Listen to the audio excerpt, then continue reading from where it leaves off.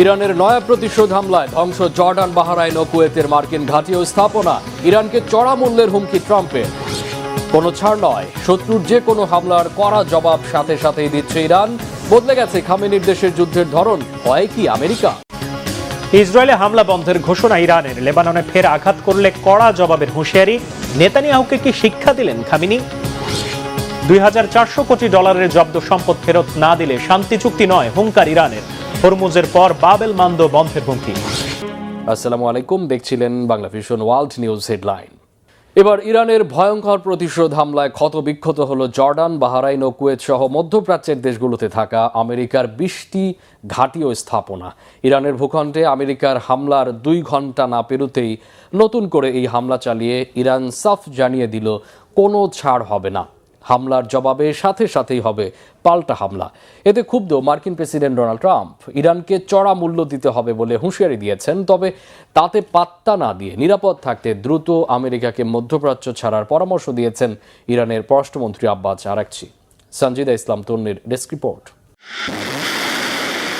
আবারও ইরানের ভয়ঙ্কর দফায় দফায় হামলায় ক্ষতবিক্ষত হলো 3 মুসলিম দেশ জর্ডান, বাহরাইন ও কুয়েত সহ মধ্যপ্রাচ্যের দেশগুলোতে থাকা মার্কিন সেনাঘাঁটি ও স্থাপনা। আমেরিকার নতুন হামলার 2 ঘন্টা পার না হতেই পাল্টা কড়া জবাব দিল খামেনির দেশ। সাফ জানিয়ে দিয়েছে, এখন থেকে শত্রুদের আর কোনো ছাড় নেই, জবাব হবে সাথে সাথেই। একের পর এক ইরানের মিসাইলের আঘাতে মাঝরাতে গর্জে ওঠে দেশগুলোতে থাকা আমেরিকার স্থাপনা। একটি দুইটি নয়, জর্ডানে থাকা F-35 বিমানের হ্যাঙ্গার ও বাহরাইনে 5ম নৌবহর সহ মধ্যপ্রাচ্যের 20টিরও বেশি মার্কিন সামরিক অবস্থানে ভয়াবহ আঘাত এনেছে তেহরান। প্রশ্ন উঠেছে, যুদ্ধ বন্ধে আলোচনার মাঝে কেন বারবার নতুন করে সংঘাতে জড়াচ্ছে দুই পক্ষ? যুদ্ধ নাকি শান্তি, কোনটি বেছে নিতে চাই তারা? নাকি হেরে গিয়ে সম্মান বাঁচাতে বারবার শান্তি আলোচনার মাঝেই সংঘাত উস্কে দিতে চাই ট্রাম্পের দেশ? নতুন করে সংঘাতের শুরু সোমবার। সেদিন হরমুজ প্রণালীতে টহল দেয়া একটি মার্কিন হেলিকপ্টার ধ্বংস করে ইরান। যদিও দাবি করে সেটি ইচ্ছাকৃত হামলা ছিল না, তবে তা কানে নেয়নি আমেরিকা। এই অজুহাতে এর পরদিন মঙ্গলবার রাতে ইরানের বন্দর আব্বাস, কেশম ও সিরিক দ্বীপে ব্যাপক হামলা চালায় মার্কিন বাহিনী।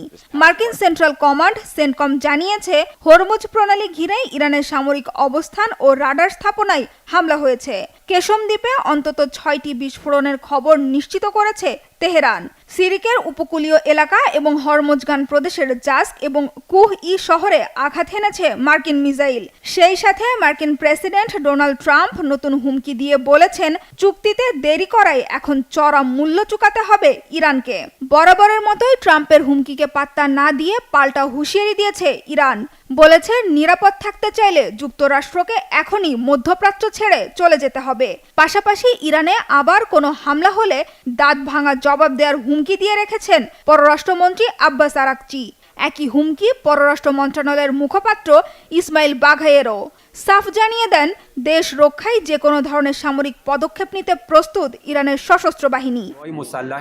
যেখানেই প্রয়োজন হবে আমাদের সশস্ত্র বাহিনী শক্তি ও সামর্থ্য দিয়ে শত্রুর মোকাবেলা করবে।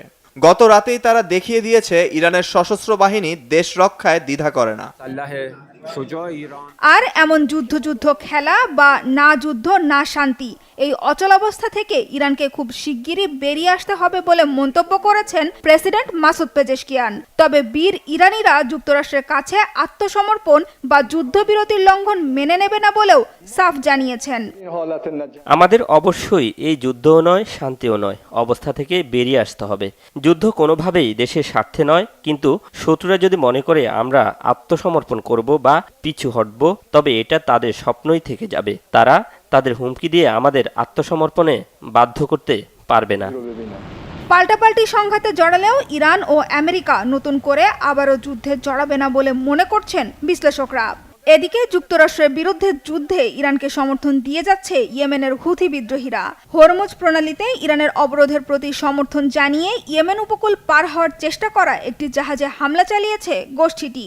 যুদ্ধের আরেক ফ্রন্ট, ইরানের আরেক মিত্র লেবাননে নৃশংস হামলা অব্যাহত রেখেছে ইসরায়েল। ডোনাল্ড ট্রাম্পের শান্তি প্রচেষ্টা, ইরানের চোখ রাঙানি, সবকিছু উপেক্ষা করে বুধবারও দক্ষিণ লেবাননের হুমিন আল ফাওকা এলাকায় হামলা চালিয়েছে বর্বর ইসরায়েলি বাহিনী। লেবাননের সাধারণ সাধারণ নাগরিকদের হত্যার পাশাপাশি উচ্ছেদ অভিযানও চালাচ্ছে। তবে পাল্টা জবাব দিচ্ছে হিজবুল্লাহ। সানজিদা ইসলাম তন্নি, বাংলা ভিশন নিউজ ডেস্ক। এখন আর ধৈর্য নয়, বরং শত্রুর ইটের জবাব পাটকেল ছুঁড়ে সাথে সাথেই দিচ্ছে ইরান। কৌশলগত ধৈর্য ভুলে তেহরানের নতুন নেতৃত্ব এখন সরাসরি ইসরায়েল ও মার্কিন ঘাঁটিগুলোতে চরম আঘাত হানছে।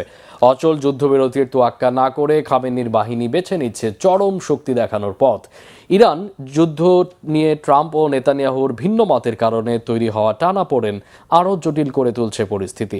মধ্যপ্রাচ্যে কয়েক দশকের চেনা ছায়া যুদ্ধের সমীকরণ এবার কি বদলে দিল ইরান? হাফিজুল ইসলামের ডেস্ক রিপোর্ট। নিজেদের কয়েক দশকের পুরনো যুদ্ধের নিয়ম এক ঝটকায় বদলে দিয়েছে ইরান।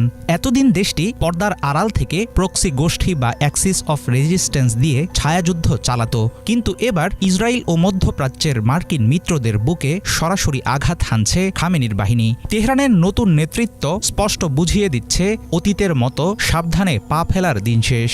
আয়াতুল্লাহ খামেনির আমলে যে কোনো হামলায় অনেক ভেবেচিন্তে মেপে মেপে জবাব দিতেন ইসলামিক গার্ডসের শীর্ষ নেতারা। একে বলা হতো কৌশলগত ধৈর্য। কিন্তু বর্তমানে আমূল বদলে গেছে পরিস্থিতি। পশ্চিমা গোয়েন্দাদের সব হিসাব নিকেশ উল্টে দিয়ে ইরান দেখাচ্ছে চমকে দেয়া সক্ষমতা। ইরান সরকারের কৌশল পরিবর্তনের পেছনে অন্যতম প্রধান কারণ অচল যুদ্ধবিরতি। কাগজে কলমে সাময়িক শান্তি চুক্তি বজায় থাকলেও বাস্তবে সেটা কাজে আসছিল না। লেবাননে লাগাতার ইসরায়েলি হামলা তেহরানকে আবারও ভাবতে বাধ্য করে।